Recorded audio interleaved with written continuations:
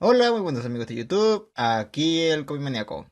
Y algo tarde para el Spider-Man Day, pero nada, es costumbre del canal. Además, no creo que eso sea bonito.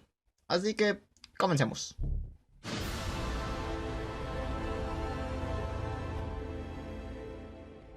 Spider-Man Life Story es complicada.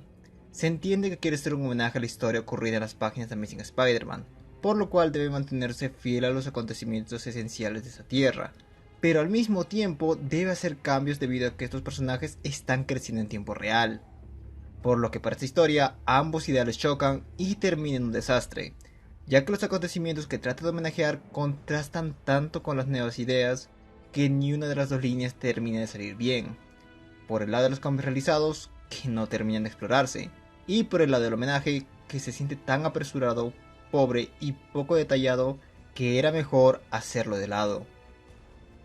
Para este caso hay tantas cosas que detallar que número por número veremos cómo la historia se maneja, ya que para ser pocos números hay demasiadas cosas pasando, y adelantando ya, el formato utilizado es el peor para contar una historia de este tipo. La década de los 60 es de las mejores junto con la última, no solo porque no envuelve tantas historias ni hay tantos acontecimientos sucediendo porque sí. Aquí tenemos su conflicto contra el Duende Verde, el cual si bien prescinde de un refuerzo narrativo por detrás, este se justifica con el conocimiento del lector. Junto con esto, hay un constante enfoque en Peter preguntándose si ir o no a la guerra de Vietnam, punto que al menos para este número se logra hacer satisfactoriamente, crean un paralelismo en torno al poder y responsabilidad y al final ayudan en su decisión respecto a Norman.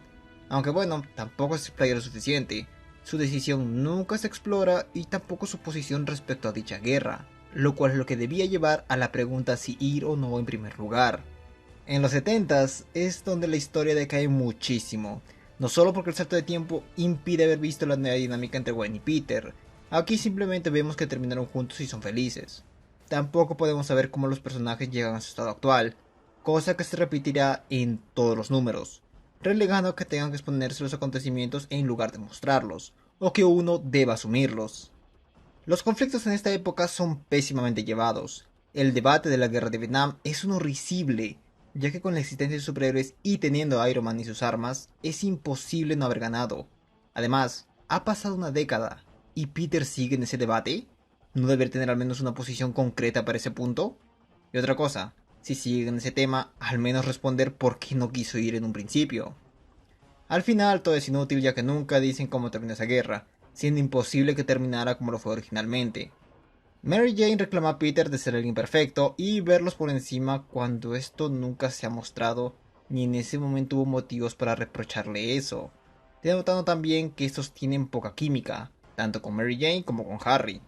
Su conflicto con Reed Richards también es arbitrario, sale de la nada, no hay un antecedente para esa discusión, y también resulta extraño que todo eso suceda en un par de días, tomando en cuenta el realismo que trata de tener esta obra. Harry es solo un títere por parte de su padre, ya que no sabemos nada de él y se relega a obedecer sus órdenes. Es tal su poca personalidad que con un par de palabras vuelve a sus cabales. Lo de los clones es lo peor, ya que te hace preguntar cuál era el plan de Norman. Y lo más importante, ¿desde cuándo Warren cambió a Gwen por su clon? ¿Y por qué mantenerla en un estanque de esos? La muerte es tan tonta y el drama respecto a Peter también, ya que esa Gwen tiene la memoria que la original, y lo aceptó. ¿Por qué no quedarse con ella si allí se vio que tiene los recuerdos actualizados? De ahí la importancia de saber desde qué momento sucedió el cambio. Y al final tenemos a Mary Jane como la segunda opción, a pesar de la pésima química que demostró este cómic. Los 80s siguen conservando el pésimo manejo. No ayuda en nada su relación con Mary Jane ni te da razones por los que ellos deberían estar juntos, salvo pues porque se ocurre en el canon y debemos homenajearlo. Luego hay un énfasis en que Peter se preocupa porque se ha estado volviendo viejo y sus habilidades van mermando. Idea brillante tomando en cuenta el paso de los años, pero que nunca queda demostrado. Esto se hubiera dado en forma de un paralelismo comparado a los 60s, en cómo atrapaba a criminales y denotando el cambio. O en otro caso, aprovechar las guerras secretas que adapta y mostrar que se está quedando atrás en comparación a sus compañeros y los nuevos héroes. Hay una buena idea en lo que respecta al mundo mientras los héroes están fuera, cosa bien lograda, pero que te da a pensar, ¿esto no iniciaría una verdadera guerra entre las potencias? Respuesta que se contesta después y es un sí. Entonces, ¿Por qué Peter no vuelve a tener un debate mental sabiendo que esta guerra tendrá una escala más grande en comparación a la de Vietnam, la cual tras el segundo número nunca tuvo una respuesta? Kraven aquí pasa a ser otro loco más. Uno diría que podríamos tapar los huecos, pero para este punto los cambios entre el canon y este polarizan tanto que ya no se puede hacer, y para un lector nuevo o casual, este no pasa de ser lo que es, un loco más. Otra cosa, ¿por qué el simbionte se iría así como así? Si no es Peter quien los rechaza como originalmente pasa, es Mary Jane quien los expulsa. Además, ¿por qué se va con Kraven? La idea de hacer una etapa oscura aquí no estuvo mal, pero no hay un contraste y todo es tan trágico que quita el impacto de los acontecimientos. La década de los 90 retoma el conflicto de los clones por desgracia. Es un comodín fácil para que Peter logre retirarse sin el sentimiento de culpabilidad ni la valentía propia de elegir su familia sobre su trabajo y el heroísmo. Y hablando del clon, ¿por qué Ben Reilly se molestaría tanto de haberle robado su vida, si su vida era un desastre cuando la dejó? De hecho, él se llevó a la mejor parte.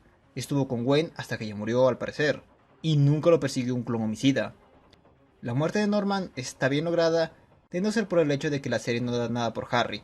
Solo con el conocimiento de este cómic, ¿por qué debería importarme él? Además, ¿ese fue el plan magistral del Duende Verde? ¿El más grande némesis de Spider-Man y no hizo nada más para torturarlo? Y al final, regresa con Mary Jane. ¿Cómo soluciona sus problemas? Nadie sabe. Para lo mostrado aquí, esta es la peor pareja. Nunca denotaron nada entre ellos. Los 2000 es donde la cosa empieza a mejorar. Ya no están apretados respecto a los acontecimientos y el cómo se manejan para vencer a Morlun es una propuesta acertada. Aún así, no termina de despegar. No hay manera en que sienta algo porque Peter vuelva a ser Spider-Man si no vimos algo de su tiempo de tranquilidad. Literalmente, en el anterior número seguía en el traje. Además, mencionan a Ezequiel, pero ¿en serio no advirtió a Ben sobre la inminente amenaza, tomando en cuenta que es el Spider-Man en turno? También tratan de meter un drama respecto a la muerte del hijo de Peter, pero es que a ver, ni lo conocemos ni debería importarnos. La única que medianamente le dan una personalidad es a la hija. Y por último, todo lo que envuelve a la guerra civil es demasiado superficial y vuelve a demonizar totalmente a Stark. Además que hasta cierto punto llega a ser confuso sobre el apoyo de los héroes de su bando. La década final es de las mejores, no tanto por los acontecimientos, que también logran salvarse, sino por la analogía que se da al principio, la del sueño. Es un relato breve que apela a lo que es el héroe, su arrepentimiento tras la pérdida de su tío y su eterno deseo de haber hecho lo correcto en su momento, solo que esta vez es un buen sueño, acompañado de su muerte. El caso es que todo ese relato funciona totalmente autónomo a la serie, y golpea a medida que más conoces o te encante este superhéroe. No me malentiendan, es muy bueno, y hasta a mí me encantó, pero el cómic nunca te presenta algo relacionado a ello. Su lamento es algo que uno sabe, solo que aquí es omitido hasta este preciso momento. Y de hecho, en eso puedo resumir esta década. Momentos que apelan al conocimiento y fanatismo. La conversación entre Meg y Otto y luego con Peter. El último momento que comparte con su esposa en su mente. El soporte del simbionte y su sacrificio final. Salvo lo último, nada de lo mencionado tiene un buen soporte argumental. La tía May fue muy poco vista junto con su relación a Otto, ni a hablar de la relación entre Peter y Mary Jane.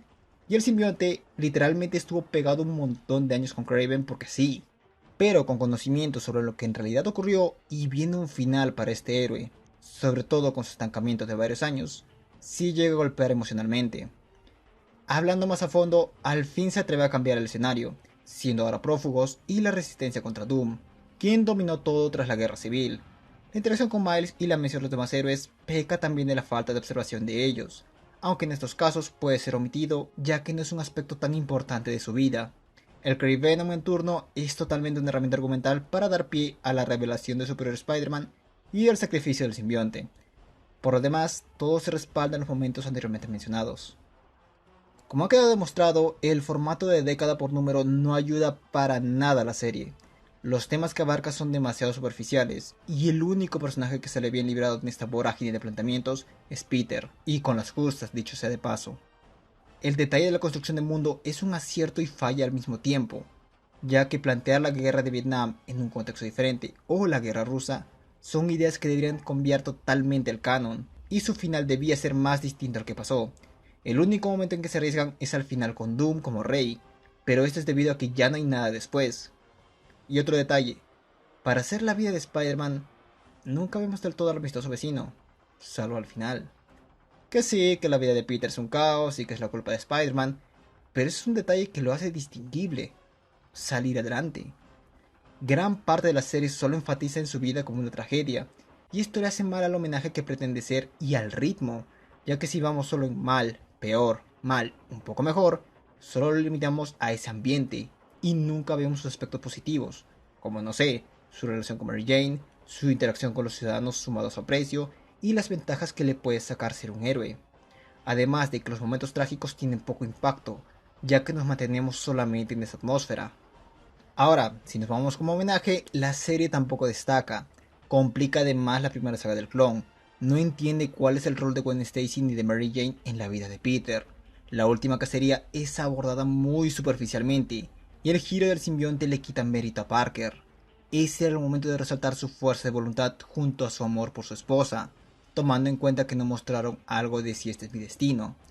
Norman no logra representar ni de cerca la amenaza y rivalidad que tiene con su enemigo, y se muestra muy poco de sus relaciones amicales, al punto que la más importante para esta serie, que debería ser Harry, no se siente nada. A su favor, el final sí logra dar buenos atisbos, irónico tomando en cuenta que esa década fue una mala etapa para el personaje canónicamente. Su rol como padre se agradece a pesar de no ser bien visto, y el último número dando paso a nuevas generaciones, además que por un breve instante se ve al clásico Spider-Man y sus interacciones. Hablando sobre los personajes, del único que se puede acercar a la de destaque es en Peter, ya que después de todo es su vida la que vemos aquí. Y bueno, ¿qué podemos decir? Cada etapa tiene que resaltar una problemática sin cerrar la otra del todo. En los 60 tiene el problema de equilibrar sus estudios con su trabajo y estar con Gwen, para luego estar bien hasta el primer suceso de los clones, pero aún así tiene conflictos a su alrededor. A partir de allí empezamos con su sentimiento de vejez y nuevamente encontrar un equilibrio. Al final del día no se enfatiza una línea clara de desarrollo, son aspectos arbitrarios de su vida que guardan en sí más cosas que contar, salvo al final, donde tratan de apelar su vida como padre y mentor, pero al mismo tiempo está el problema de su regreso. A lo largo de la serie hay interacciones buenas como la de Flash, unas con Reed o Norman, pero la mayoría carecen de una exploración de fondo, ya que al final del día ni un personaje destaca. Respecto al arte, Mark Bagley y el equipo artístico hacen un trabajo fenomenal, tanto que incluso destaca varios momentos en los que la obra pudo venirse abajo, tanto en la acción y en la atmósfera respectiva, en cada momento logran acertar y es muy bueno. Algo que sí le podría reprochar es el no explotar tanto el hecho de que son diversas décadas, ya que el único momento donde vemos esto bien es en los 60s. Del resto, no hay diferencia en torno a la época respectiva. Aún así, es un detalle dentro del buen trabajo en este apartado. En conclusión, Life Story tiene una fenomenal premisa, hermosa de hecho, pero su ejecución fue un completo desastre. Comprime varios eventos en muy pocos números, al punto de que varias cosas solo pasan porque sí, y muchas no terminan de tener sentido. Falla el homenaje ya que no termina de retratar del todo bien los aspectos, detalles e historias del héroe, y falla como una historia propia alternativa al concretar satisfactoriamente muy pocas líneas argumentales. Depende mucho del conocimiento del lector, pero al mismo tiempo crea un nuevo mundo en el que ese conocimiento es inútil, así que hace asumir cosas al punto de que podría llevar a la malinterpretación de varias características del héroe a un lector novato. Hay varias ideas buenas, y el arte de Bagley rescata el apartado artístico, pero este es un cómic que no debía salir así.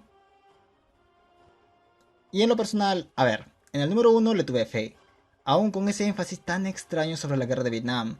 Parecía que podía ir bien, pero el segundo número es un desastre total y de allí no mejora para nada, salvo al final. Pero oye, al menos Bagley se la rifa en este cómic. Ok, ahora qué opinan ustedes, ¿qué les pareció este cómic? Y si están en contra de uno de mis puntos, son bienvenidos a comentarme. Ahora si les gusta el contenido también pueden ver la página de Facebook o entrar al Discord con links en la descripción. Bueno, eso fue todo. Gracias por este video y sin más que decir, me despido.